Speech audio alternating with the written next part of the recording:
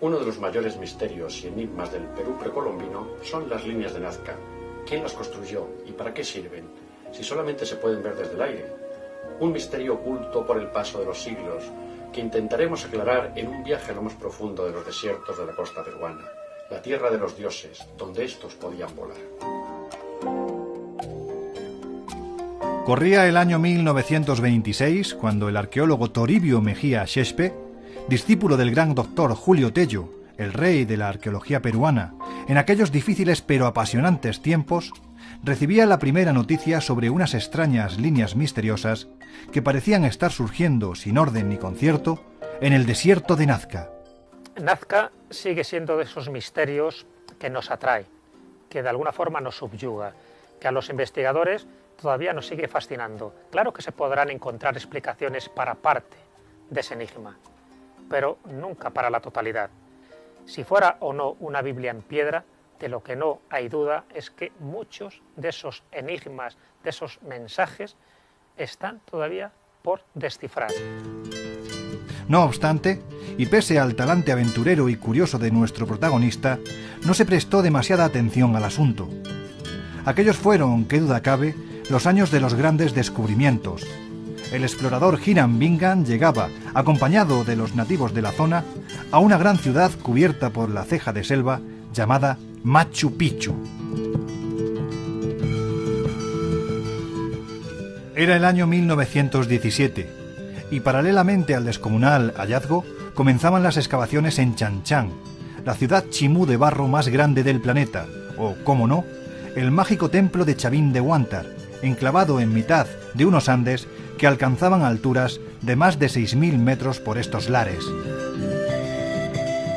Pasadas las décadas, en ese lejano 1939, un nuevo arqueólogo y antropólogo norteamericano de la Universidad de Long Island, Paul Kosok, arribaría a las pampas de San José de Socos, atraído por los múltiples misterios que estaban saliendo a la luz en la Tierra del Cóndor. Kosok recorrió el norte del Perú hablando con los habitantes de las pequeñas comunidades, recopilando historias y leyendas sobre ciudades y grandes tesoros pendientes de ser descubiertos. Sin embargo, la que captó su atención sobremanera era aquella que hablaba de unas líneas que se perdían en el desierto y que sólo podían ser vistas en todo su esplendor desde los cielos.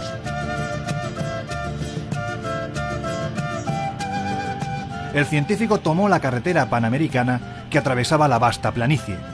Allí, entre los kilómetros 419 y 465, en una superficie de más de 500 kilómetros cuadrados, se habría de llevar la sorpresa más importante de su vida. Al llegar a una pequeña meseta en las entrañas de este mar de arena y piedra, abrasada por el astro rey, Kosok trepó por una de sus paredes, apreciando cómo a sus pies, bajo el sofocante calor, cientos de líneas realizadas sobre la dura capa del desierto atravesaban la pampa. No era cuestión de azar. No había duda de que habían sido creadas, en un tiempo pasado, por el hombre. Sobre Nazca se ha dicho muchas cosas, muchas teorías, algunas peregrinas y otras pues con ciertos visos de verosimilitud. Últimamente se ha investigado mucho sobre Nazca y sobre Palpa, porque para entender el misterio de estos geoglifos de Nazca hay que saber que también en Palpa existen estas líneas misteriosas, la mayoría de las cuales solo se pueden ver desde el aire. Las líneas y figuras finalmente fueron descubiertas cuando el citado Kosok, a bordo de un pequeño avión, sobrevoló la zona intentando atisbar los sistemas de irrigación creados por los Nazca.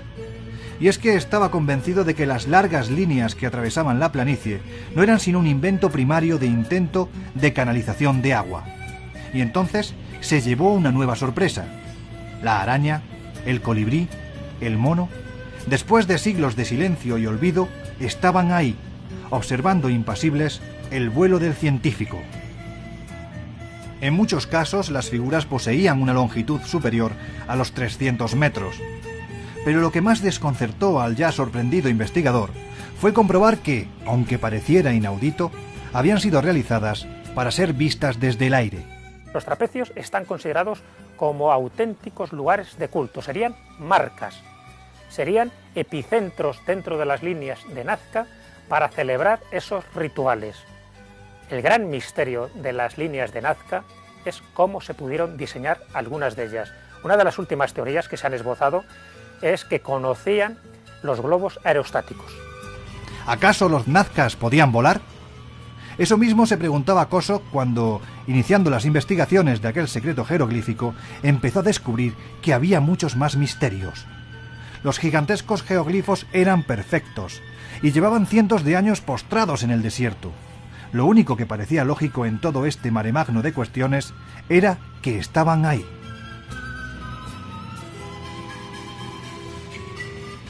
La tierra de este desierto posee una superficie cobriza debida al hierro que contiene.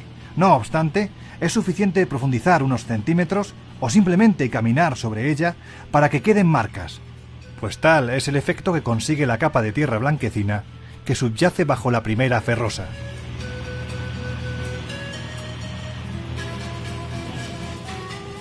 El cómo permanecieron intactas durante siglos también tiene explicación.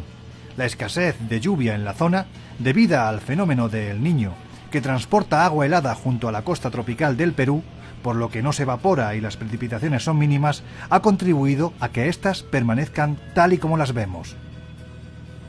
Todas estas cuestiones estaban claras, pero el principal enigma permanecía indemne.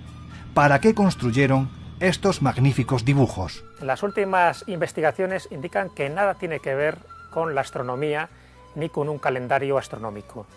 Las cientos, miles de líneas que configuran esos 500 kilómetros cuadrados solo de Nazca, porque de Palpa hay muchísimas más, se ha evidenciado que no están marcando solsticios ni equinoccios, que no están marcando ningún tipo de fenómeno astronómico, ni mucho menos astrológico, sencillamente porque todas están en todas las direcciones. Es decir, claro que sí, que algunas, por casualidad, pueden estar señalando un momento dado del equinoccio de primavera o del solsticio de invierno, pero sería mera casualidad. Esas son una de las conclusiones a las que han llegado esas últimas investigaciones. ¿Quiere esto decir que no hay misterio en las líneas de Nazca? En absoluto, claro que hay misterios. Uno de los misterios importantes es que muchas de ellas solo se pueden ver desde el aire. Otro de los misterios es que, así como podemos explicar cómo se han podido hacer determinadas figuras, trapecios o líneas a través de palos guías, lo que no se puede explicar hoy por hoy es cómo se hicieron esas figuras más complejas que representan a seres vivos, a esas arañas, a esos colibrís, a esos monos, incluso a esas figuras humanas. Todavía no hay una explicación convincente. Ahí es donde radica uno de los principales misterios de las líneas de Nazca.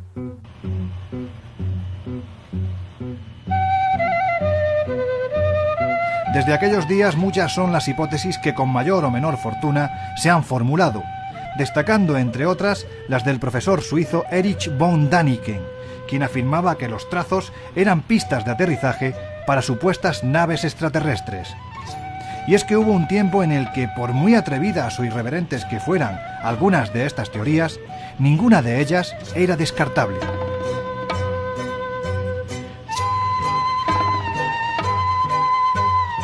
En 1946, Kosok, anciano y cansado, regresaba a Alemania, no sin antes encauzar el curso de la investigación que desde ese día quedó en las mejores manos, las de una persona que llegó a ser leyenda en toda esta historia. Era Maria Reiche, su ayudante en las investigaciones, quien dedicó su vida al estudio y conservación de las líneas. Y es que no le faltaba cierta razón. Por ejemplo, el glifo del pájaro gigante marca con su pico el día 21 de junio, el lugar exacto por donde saldrá el sol.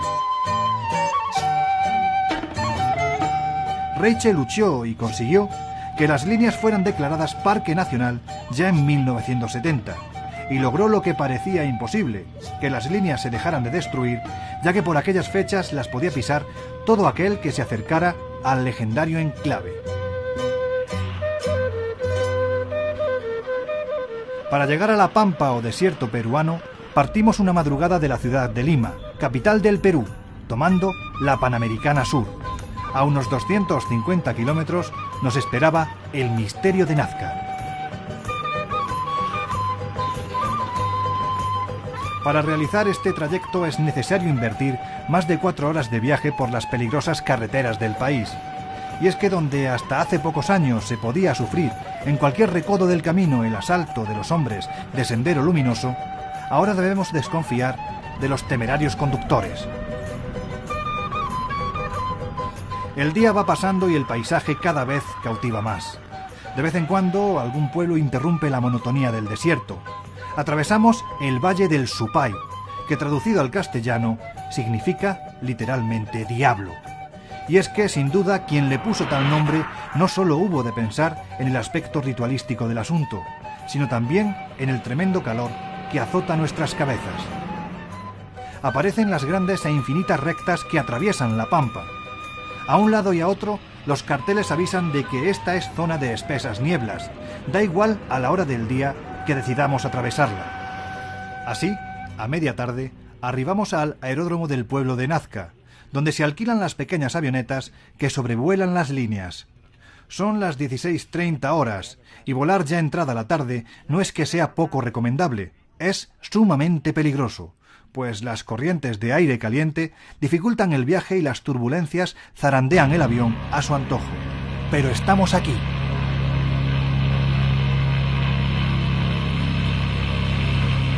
El piloto nos indica dónde se hallan las figuras, inclinando el aeroplano y marcando con la punta del ala su situación. La primera visión nos deja atónitos. Y es que por muchos documentales que hemos visto de Nazca, cuando tienes ante ti este rompecabezas, este auténtico templo a lo imposible, todo cambia. La visión es asombrosa.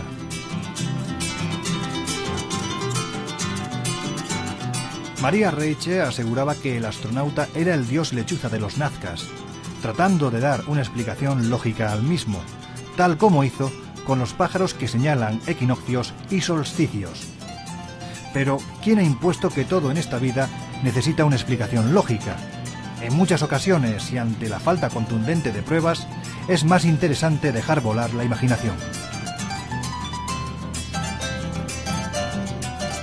El vuelo es incómodo. La avioneta se mueve con violencia, intentando enderezarse y mantenerse en el aire, pero las vicisitudes pasan, pues el espectáculo es cada vez mayor.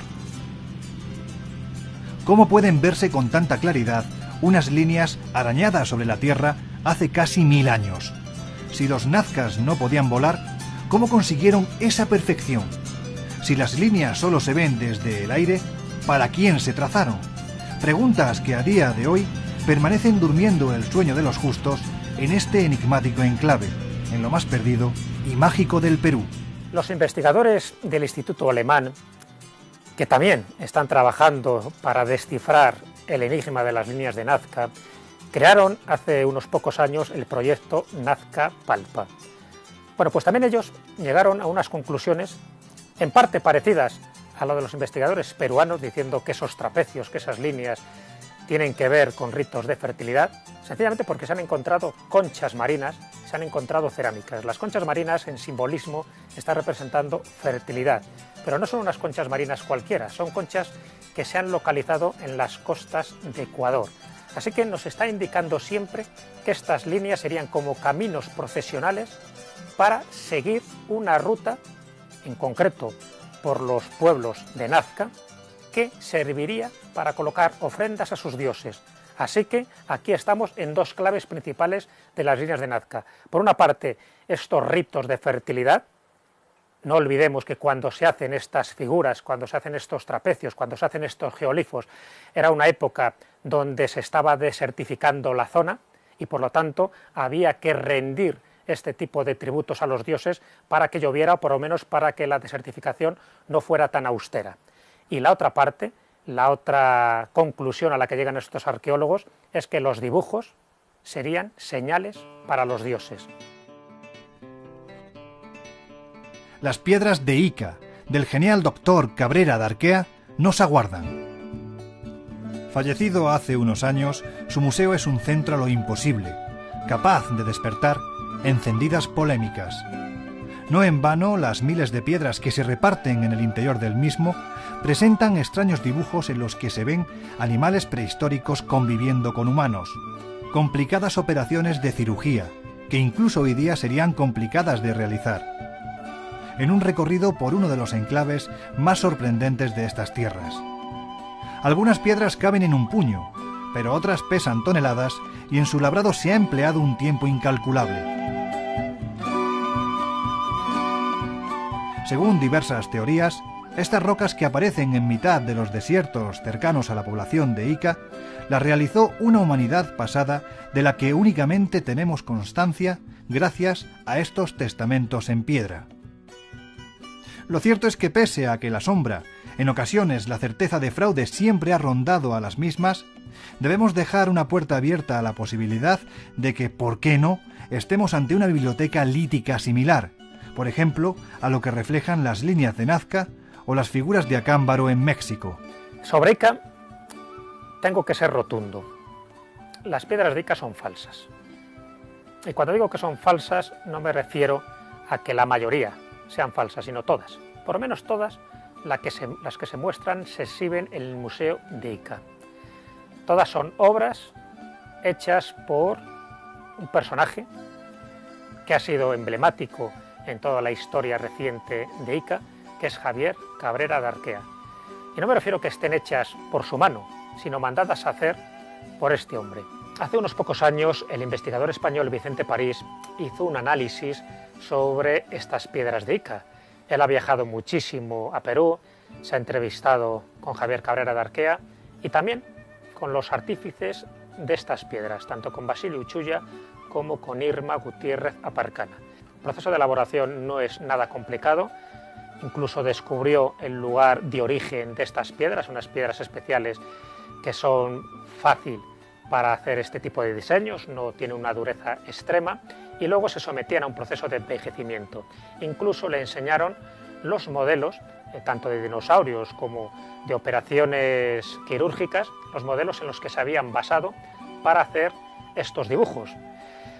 El que se hayan encontrado 11.000 piedras, incluso se habla de 50.000 piedras de estas características, lo que incide es que fue un pequeño negocio, rentable para algunas personas, sobre todo para aquellos que hicieron los diseños, pero que sirvió un poco para poner de moda el que existieran civilizaciones anteriores a la humana. La pena es que en este caso concreto las piedras de esta, que intentaba demostrar la autenticidad de esta humanidad gliptolítica, pues eran más falsas que un euro de corcho, pero eso no indica de que todo el esfuerzo que se hiciera cayera en balde. Es decir, hoy por hoy Ica es reconocida por estas piedras y Javier Cabrera de Arquea, que murió hace unos pocos años, tiene el honor, el dudoso honor, de haber puesto de moda no solo a estas piedras, sino también a esta localidad, la gran localidad de Ica. El destino nos había de llevar hasta Melquiades. Nos habían hablado de él en un pequeño restaurante de carretera, y cuando llegamos a su casa parecía que nos estaba esperando. Es un brujo de Ica, que solo trabaja la magia negra y con Satanás como aliado. El chamán nos recibe con toda amabilidad en su hogar. Sin dudarlo, nos conduce a la habitación donde duerme y donde tiene todos sus amuletos y trabajos. No debe separarse de ellos jamás, incluso cuando descansa, pues en ese momento es más accesible a otros hechiceros que quieren hacerle mal. El daño es más fácil que curar. ¿Por qué? Porque si a una persona se le puede dar un tomo, llámese en líquido, en comida, fácilmente lo puede consumir. Y llámese a la consecuencia que pues tiene ciertos malestares, pues gástrica, estómago flojo, dolencias al estómago, y muchas veces recurren a cuestión de medicina. Y la medicina es tan bien fuerte que le va haciendo más daño. Y muchas veces, a veces recurren a tiempo a una persona que es curioso y se dan a tiempo su curación. Cuando ya el caso ya es pasado, desgraciadamente ya no hay cura ya. Por mucho que recurren, ya no ya. El daño ya está pasado ya. Esa calavera pertenece a mis abuelos. Se llama Tomás. También practicó el curanderismo. Él le transmitió el curanderismo a mi padre. Y mi padre me lo transmitió a mí, ahorita. Como ahorita también lo estoy transmitiendo ahorita a mi hijo. Entre muñecos, velas, paquetes con trabajos de magia negra a medio terminar, observamos algo que nos llama la atención. Entre las mugrientas páginas amarillas de un libro que reposa en la mesa se atisba un título singular: El libro de San Cipriano o la clavícula de Salomón. Este trabajo es raro en extremo, dificilísimo de conseguir, pues se trata del manual o guía para cualquier hechicero de magia negra, en el que se relatan los conjuros para obtener la suerte, el amor e incluso para conseguir la muerte de quien deseemos. Invocando a Lucifer, él es el jefe de la parte negativa, de la magia negra, es lo máximo. Después viene una escala, llámese Tanachía, Nevirus, Aspiro, Nereivo, ya son espíritus en menor escala ya. Pero el máximo de los jefes es Lucifer, Luzbel, él es el jefe. A estas alturas de siglo es sorprendente observar la fe que se pone en estos personajes, capaces de obrar prodigios imposibles y de manejar las fuerzas del bien y del mal. Nosotros estamos aquí solo en calidad de testigos. Es mejor no ir más allá. Ante la magia negra sí se puede matar a mucha gente. Llámese, como digo, invocando nomás, con conjuro, sin necesidad que uno ya tenga que darle algo por la boca. Basta con, mal cuidado, basta con una prenda de la persona, ya con su fotografía es mejor todavía. Los conjuros y ritos continúan. Escuchamos invocaciones que ponen espanto en el corazón. Está llamando al mal, nombrando a los demonios que deben de ayudarle en su labor. Toma la calavera de su abuelo entre las manos para obtener su poder y continúa la invocación. Es en estos instantes cuando empiezan a ocurrir situaciones anómalas. Al acercarnos al altar, la cámara da extraños errores y parece como si no pudiese seguir arrastrando la cinta, cosa que solucionamos alejándonos un paso del improvisado púlpito, como nos advirtiera Melquiades.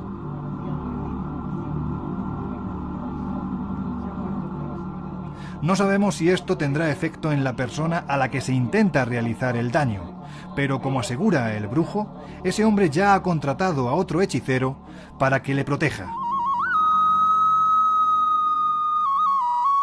Nuestra expedición por el Perú misterioso sigue su rumbo, pero esta vez con un protector en los bolsillos. Melquiades nos ha regalado el libro de San Cipriano. La primera norma es no aceptar jamás el regalo de un brujo, ni darle nada propio, pero la tentación es demasiado grande.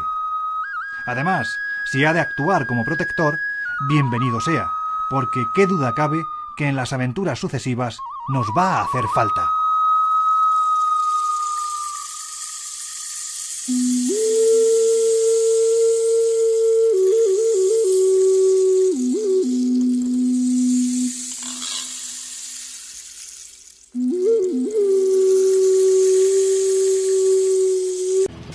En una superficie de más de 500 kilómetros cuadrados, se habría de llevar la sorpresa más importante de su vida.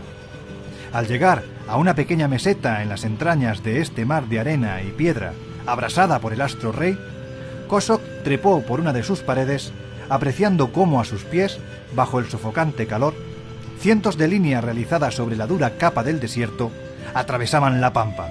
No era cuestión de azar. No había duda de que habían sido creadas, en un tiempo pasado, por el hombre. Sobre Nazca se ha dicho muchas cosas, muchas teorías, algunas peregrinas y otras pues con ciertos visos de verosimilitud. Últimamente se ha investigado mucho sobre Nazca y sobre Palpa, porque para entender el misterio de estos geoglifos de Nazca hay que saber que también en Palpa existen estas líneas misteriosas, la mayoría de las cuales solo se pueden ver desde el aire. Las líneas y figuras finalmente fueron descubiertas cuando el citado Kosok, a bordo de un pequeño avión, sobrevoló.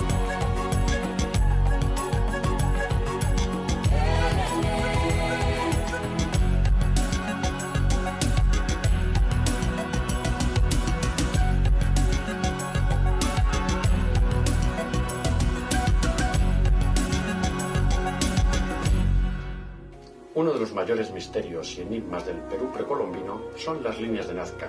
¿Quién las construyó y para qué sirven, si solamente se pueden ver desde el aire? Un misterio oculto por el paso de los siglos que intentaremos aclarar en un viaje a lo más profundo de los desiertos de la costa peruana, la tierra de los dioses, donde estos podían volar. Corría el año 1926 cuando el arqueólogo Toribio Mejía Xexpe, discípulo del gran doctor Julio Tello, el rey de la arqueología peruana, en aquellos difíciles pero apasionantes tiempos, recibía la primera noticia sobre unas extrañas líneas misteriosas que parecían estar surgiendo sin orden ni concierto en el desierto de Nazca. Nazca sigue siendo de esos misterios que alcanzaban alturas de más de 6.000 metros por estos lares. Pasadas las décadas, en ese lejano 1939, un nuevo arqueólogo y antropólogo norteamericano de la Universidad de Long Island, Paul Kosok, arribaría a las pampas de San José de Socos, atraído por los múltiples misterios que estaban saliendo a la luz en la Tierra del Cóndor.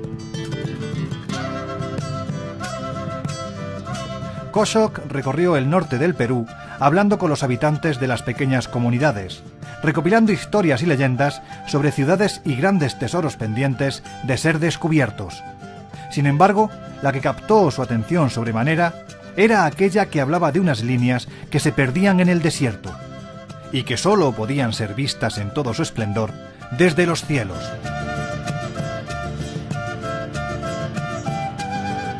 El científico tomó la carretera panamericana que atravesaba la vasta planicie. Allí, entre los kilómetros 419 y 465, misterios que nos atrae, que de alguna forma nos subyuga, que a los investigadores todavía nos sigue fascinando. Claro que se podrán encontrar explicaciones para parte de ese enigma, pero nunca para la totalidad. Si fuera o no una Biblia en piedra, de lo que no hay duda es que muchos de esos enigmas, de esos mensajes, están todavía por descifrar.